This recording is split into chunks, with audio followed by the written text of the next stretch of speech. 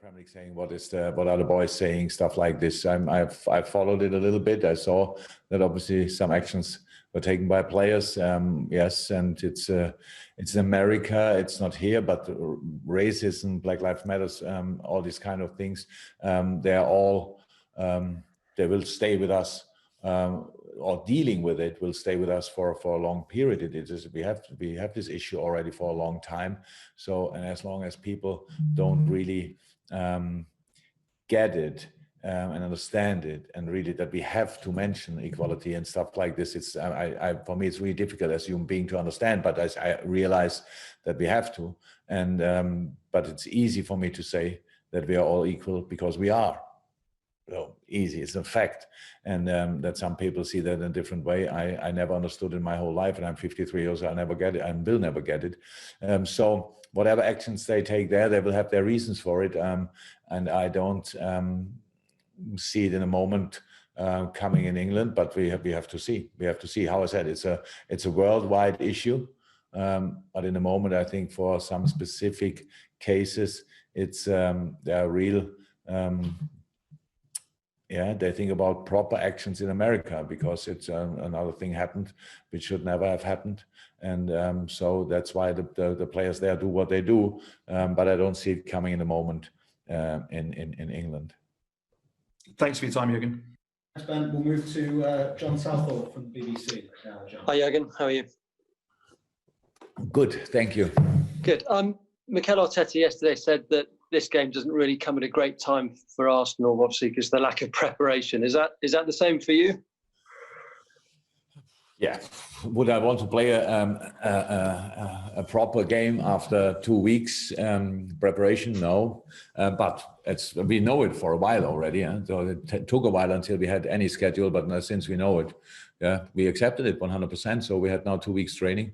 Until then, worked really hard, which everybody who wanted to see it could see in the Salzburg game, because the boys had obviously some heavy legs. And so we try to make sure that they are not that heavy anymore. But it's for us like it is for Arsenal. So we prepare for a whole season. One of the most intense probably we ever experienced in our lives, because of the amount of games, the time we have for that, and all these kind of things. So not perfect, but it's as perfect as it can be, and we will try everything to win the game. That's how it is. So how do you approach? Arsenal will do probably the same. I'm sure they will. So how do you approach it? Is it just another friendly on the way to the beginning of the season, or is it a bit more than that? Actually, we don't have friendlies, really. I know we have testing games or whatever, training games, this kind of stuff, and it's neither nor. It's a competition, and you never have the perfect. It's really rare that you have the perfect time to prepare for a specific game. If you would ask me how long do we want to have time for a preseason, I would say give me six weeks, and it will be with a full squad. That would be great. So we have until the season starts 4 weeks, which will be slightly interrupted by the international duties and all that stuff, and now of course by this game. But how I said, I would be very surprised if this would be the best game we play this season. But we should be ready to fight for a result, because the opponent has a similar situation. So just give it a proper try, give everything you have, and try to win it. That's all what I can say about it. It's not a test game. It's not a friendly. It's a proper game against Arsenal anyway. So we will try whatever we can. I know you've spoken this week about transfers, bringing players in, how difficult it's going to be. So can we expect any players coming in, or have you got anything in the pipeline? Anything you want to tell us? No, we brought already players in, eh? So yeah, any more? Yeah, Costas, we brought in but they're coming closer and closer. The kids coming closer. So that's looked really well in the preseason. So I don't know what will happen, to be honest. But there's a long time to go until the 6th of October.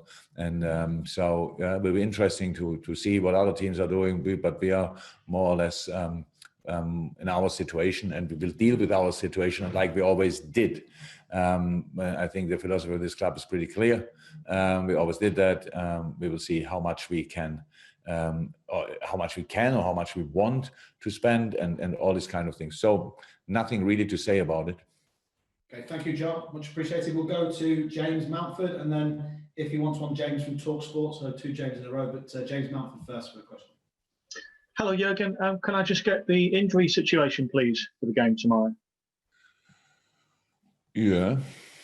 So, all the boys which were not involved so far or got slight knocks in the preseason will not be available for tomorrow, but getting closer, all of them getting closer, really closer and closer. So hopefully a majority of them can start training completely normal after the Arsenal game, but this game is now a bit too early for them. Maybe 1 or 2 are involved in the squad, we have to see. But that's it pretty much. So Israel looking really good, in a good way. Ox, early stages, but good. Shark, good. Trent, very close, very close. We have to see that. We have to make a decision about tomorrow. Did I forget? Yeah, Harry looks good. Who else? Virgil. Who? Virgil van Dijk, is he? Oh, playing Virgil. tomorrow?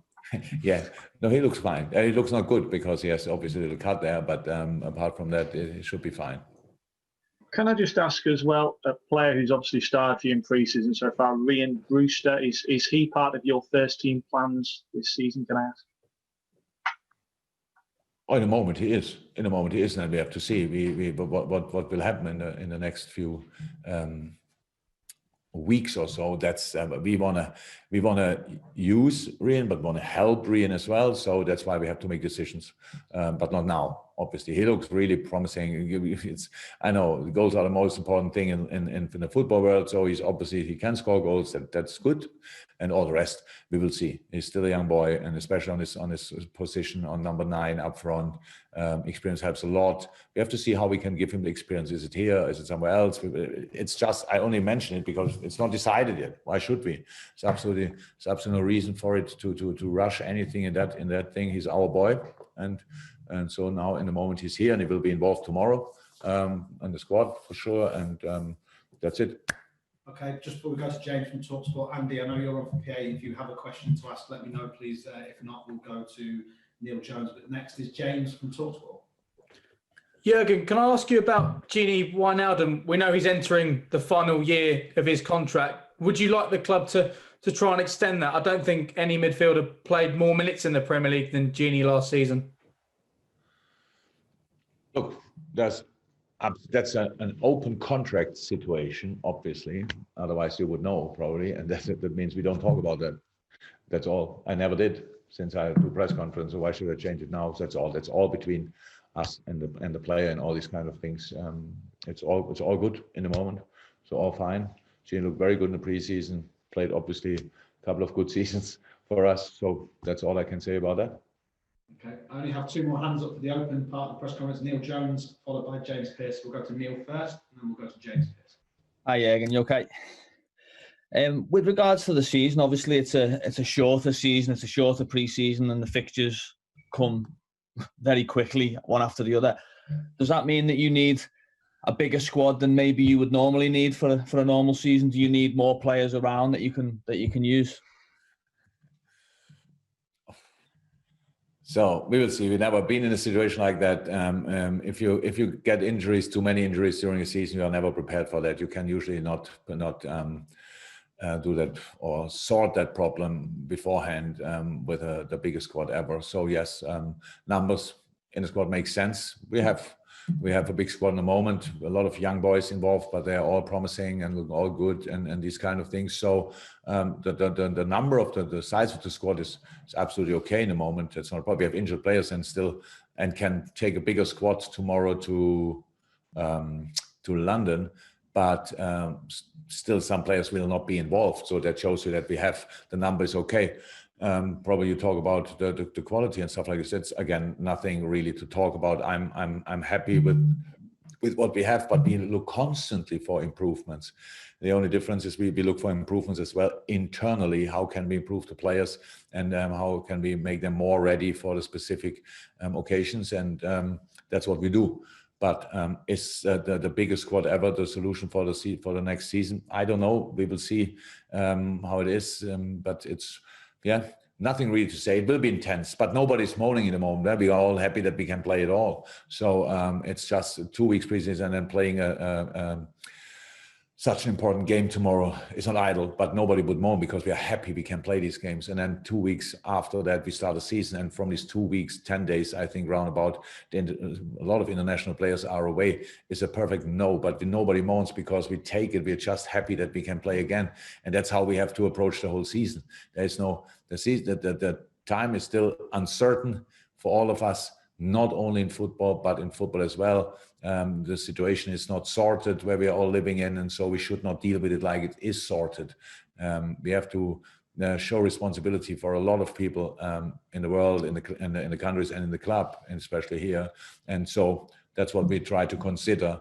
And so we don't live in dreamland in the moment where we say, "Come on, let's bring him in, let's bring him in, let's bring him in," and then we realize later on, we have some other problems. So we deal with our situation, which is a good one, but we deal with the situation already for a while, and we try to, or think we should do that for a bit longer. And because, how is that? It's still uncertain out there, and we should not forget that. Okay. Final question in the open, which goes to James Pearce, and then we'll go to the embargo section for a few questions. James. Hi, Jürgen. You okay? Jürgen, some managers who have won the Community Shield in recent years have mentioned it when they've talked about winning doubles and trebles and quadruples, classing it as a major trophy. For you, is this a proper trophy up for grabs, or is it simply all about building up minutes in players ahead of the Premier League kicking off? That's what we did in training now, but in the game we just have to deliver. So that's how it is. It's all about fighting. It's all about really fighting hard. It's digging deep and all this kind of stuff. That's how it is. And it's how I said, it's not perfect, but it's the best moment we can get. So we should really give it a proper try. What other people make of it is never important. I remember last year we really, everybody told me team, club, World Cup is nothing I should even consider going, stuff like this. I can tell you when we won it, it felt exceptional, really. And then it was not 1 second, I didn't think a second, what do other people think about it? So it felt exceptional for us, it felt exceptional for our supporters. And so we have the first chance, so we really want it. But that doesn't mean we get it, it just means we have to give our everything to have a chance. So, and that's what we are working on, nothing else. What it means to other people or not, I couldn't be really bothered about it. It's just how it is. There's a final, it's Wembley, so let's give it a try. Thank you. Thanks, James. So now we go to the embargoed section.